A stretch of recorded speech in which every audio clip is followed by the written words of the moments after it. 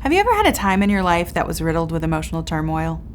Sleepless nights racked with concern about circumstances that have no simple solution? Overwhelmed with grief or so blinded by despair that you can't seem to find hope?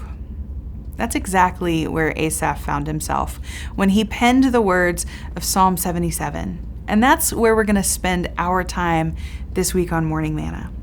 My name is Anna Wiggins. I'm the site director of the Executive Place site in Fayetteville, North Carolina, and I'm your host for Morning Manna this week.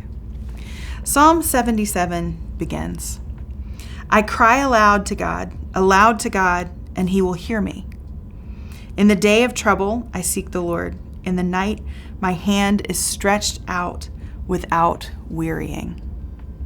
At the outset, we see that Asaph knows exactly who to go to when trouble comes, and he's relentless in his appeal to God. That's good so far. He's going to continue.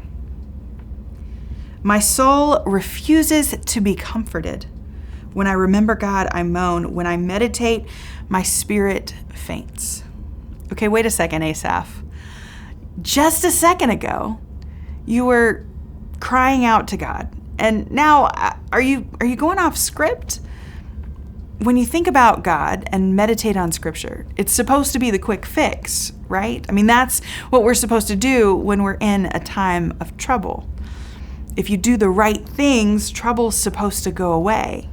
At least that's what we might believe, or maybe even have been told, or maybe even have told others. So what is Asaph doing here? He continues, you hold my eyelids open. I am so troubled, I cannot speak. Asaph's grief leads to sleeplessness, and it seems like God hasn't even granted him a small reprieve in his situation. I know I've been there. Have you ever been there? This passage is known as a psalm of lament, an honest and vulnerable confession of pain and sorrow. And I so appreciate that God included these types of psalms in his word, because they model for us that the safest place to turn in our trouble is his presence.